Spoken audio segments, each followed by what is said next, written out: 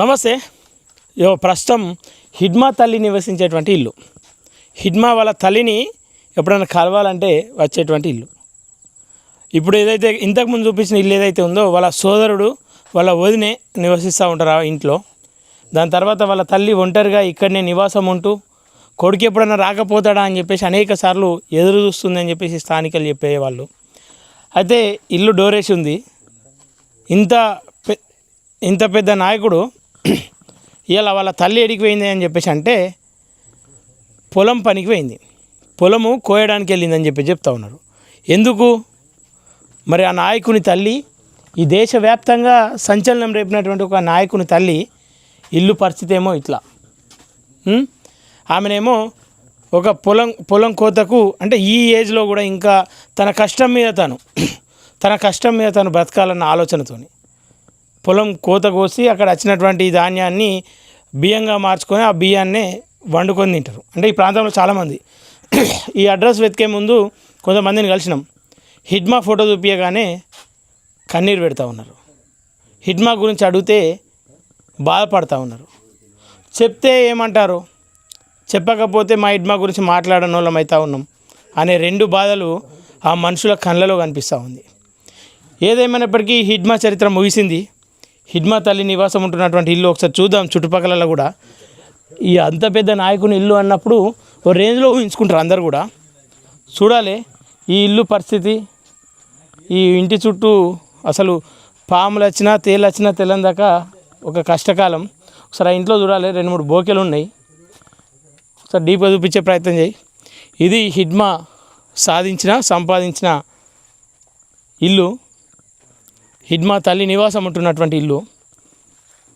ఎవరి కోసం ఈ పోరాటం, ఎందుకు ఈ పోరాటం అనే ప్రశ్నలు ఆయన పైన గుప్పిస్తూ ఉన్నారు. ఇంత దేశభక్తులమని చెప్పించుకుంటున్నటువంటి సిఆర్పిఎఫ్ కూడా ఈరోజు జీతం తీసుకునే పనిచేస్తూ ఉందని చెప్తున్నారు. ఏదేమైనప్పటికీ ఇద్దరిది దేశభక్తే, కానీ ఒకరిది పిచ్చి భక్తి అయితే మరొకరిది భక్తి మాత్రమే. హిడ్మాది మాత్రం పిచ్చి భక్తి అని చెప్పేసి అంటూ ఉన్నారు. తల్లి కోసం ఏం సంపాదించలే, తన కోసం ఏం సంపాదించలే.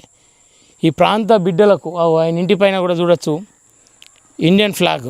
సరే అది ఎవరు ఎగిరేసిర్రు, మరి సిఆర్పిఎఫ్ వాళ్ళు ఎగిరేసిరా ఇంకెవరు ఎగిరేసిర్రు అనేది సెకండరీ. అయితే మొత్తం మీద అయితే ఇంటిపైన ఇండియన్ ఫ్లాగ్. ఇంకో ఇది ఆయన ఇంటి చుట్టుపక్కల ఇల్లంతా కూడా అడవిలోనే ఉంటుంది. అందుకే మావోయిస్టులు కూడా ఒకసారి ఆలోచించాలి. ఎంతకాలం ఈ తుపాకీ పట్టుకొని రాజ్యం సాధిస్తామన్న భ్రమ నుండి బయటకు వచ్చి ఓటు హక్కు ద్వారానే మనం రాజ్యం సాధిస్తామన్న ఆలోచన ఖచ్చితంగా రావాలి. ఈ ఇంటి చుట్టుపక్కల కూడా అడవి. ఒంటరి మహిళ, తన కొడుకు ఒక్కసారన్నా రాకపోతాడా, తన చేతి వంటలు ఒక్కసారన్నా తినకపోతాడా అని ఆశతో ఎదురుచూపులు.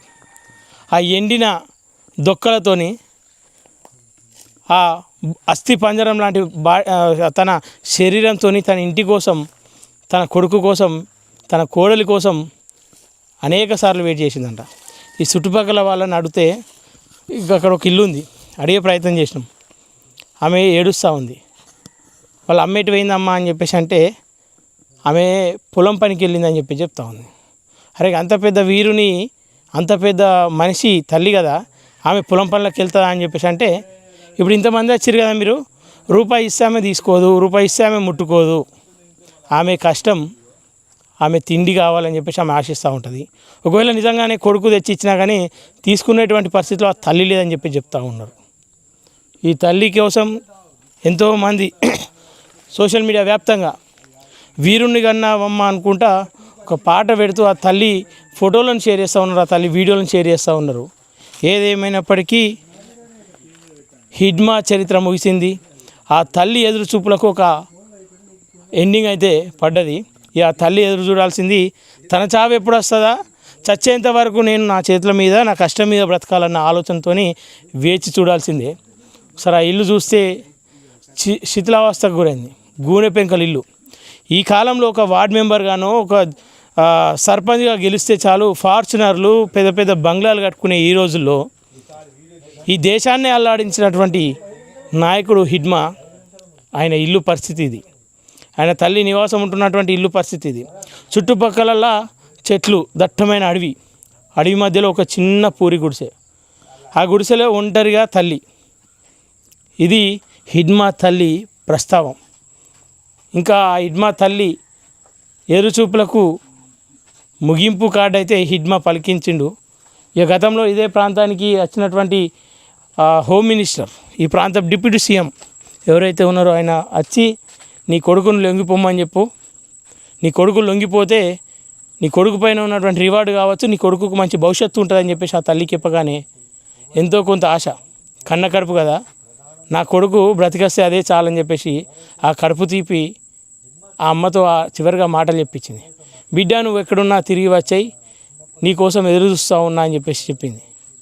కానీ ఆ తల్లి ఎదురు చూపులంతా శవాన్ని చూడడానికి అని చెప్పేసి ఒక వారం గడవక ముందుకే అర్థమైంది.